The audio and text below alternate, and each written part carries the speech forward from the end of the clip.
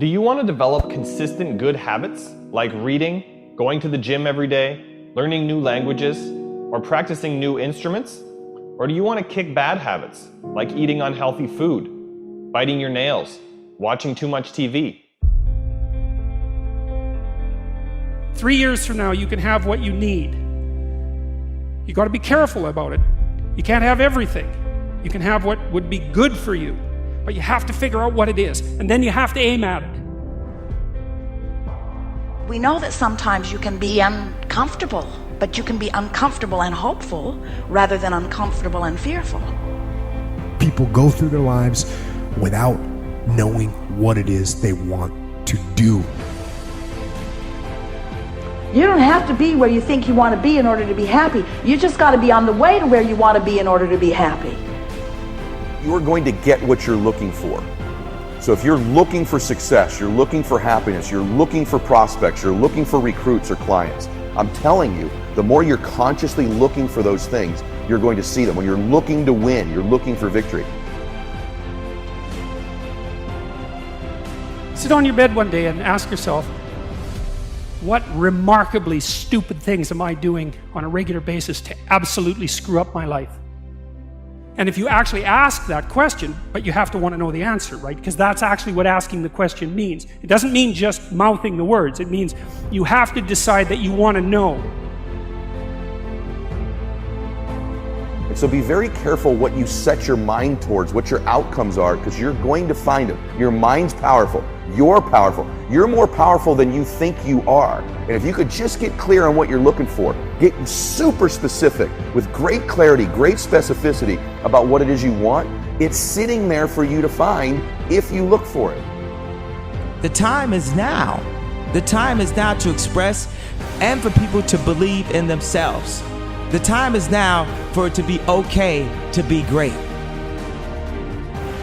Right there and then, you have an opportunity to steer your thoughts and your emotions in the direction that you want them to go, not in the direction that they're telling you to go. In other words, you can literally choose to seize the day, or you can let the day seize you. If you're fearful all the time, your point of attraction is very far from what you really want. If you're ornery all the time, or a lot of the time, your point of attraction is different from what you want. Your emotions are your indicator of what you're doing vibrationally. Have you been listening to us long enough to sort of understand what we mean by that? Don't worry about what needs to be done. Think about who you have to be in order to get it done. Did you ever have a dream that was so big that you thought it was almost impossible to achieve? I've had those dreams. And while not every dream has become a reality, along the way I learned a powerful approach of picturing that has helped me achieve most. Since that day, I've had other dreams, other big dreams. And in each case, I would picture where I wanted to be, and I would visualize what I would be doing and who I would be doing with when I got there. As the saying goes, you can't make a basket if you never take the shot. I knew I would miss the shot sometimes, and the failure would dampen my spirit, but I would be better off for my efforts and I would be okay. People are addicted to all kinds of things, substances, but one of the greatest addictions, or rather the greatest addiction, you never read about it in the papers, because the people who are addicted to it don't know it. It's the addiction to thinking. It's actually addictive. Can't stop thinking. It's like can't stop drinking, can't stop smoking, can't stop eating, can't stop thinking. You have the option of taking it hard or taking it easy, of making the worst of it or making the best of it, of giving it your undivided attention, of giving it very little of your attention. You have more control over your focus than most of you have been exercising. And when you begin caring about how you feel more than everything else put together, so that you exercise your ability to focus upon things that do feel good, you begin to discover that in every particle of the universe there is that which is wanted and lack of it. My visualization has helped me achieve most of my goals. And what I learned along the way is it didn't take twice as much effort. It only took an extra 10%. When we fail, life continues as it is. We can stay in our comfort zone. Success, on the other hand, challenges us. It pushes us and it exposes us to rejection. How are we going to manage this new success? If you're not happy, you're not successful. If you're not enjoying yourself during the process of whatever it is you're trying to achieve, there's a problem. To me, the biggest disease on this planet is unhappiness. And the reason why people are unhappy is because we have a tendency to keep focusing, as I said, on what we don't have and what's not working in our lives, instead of allowing ourselves to shift our focus and our way of thinking. People always want to be like, follow your dreams, follow your dreams, follow your dreams. My dream was always to be a rap artist, right? But I had to get a job. So I had to focus on my job. And then I made money to follow my dream.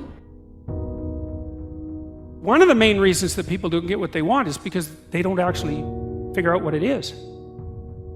And the probability that you're going to get what would be good for you, let's say, which would even be better than what you want, right? Because, you might be wrong about what you want easily.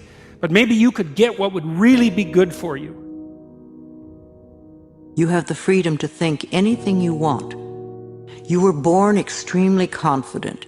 You came into this world knowing how wonderful you are.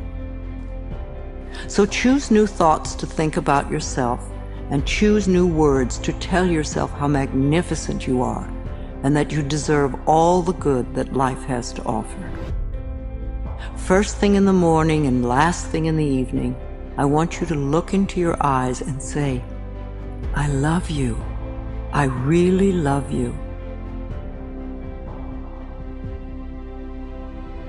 Your first goal, this is what I'm suggesting, your first goal when you open up your eyes should be to focus on the things that ignite your spirit and bring you joy.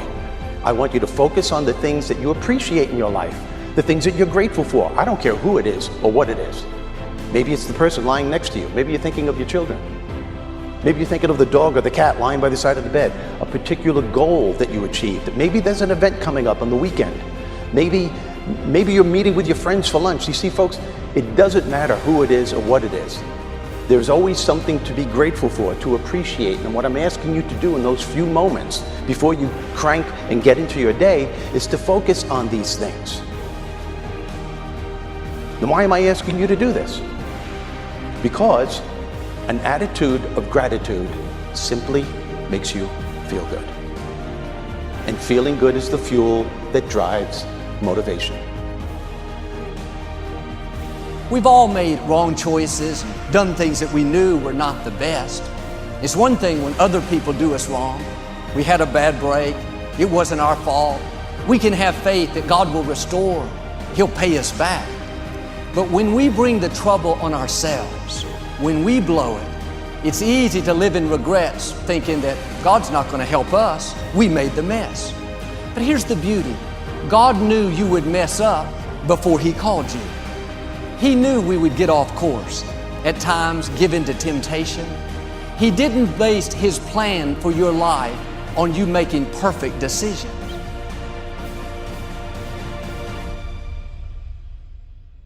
Through success, I represent the possibility of what you can achieve and what you can do with your life and your career.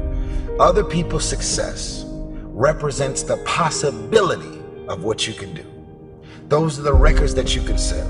Those are the type of tours that you can do. Those are the kind of songs that you can produce and the songs that you can write. Those are the millions of dollars that you can get, or billions. Those are the type of architectural drawings and buildings that you can build. Those are the type of books that you can sell. Everybody else's success represents the possibility of what you could do.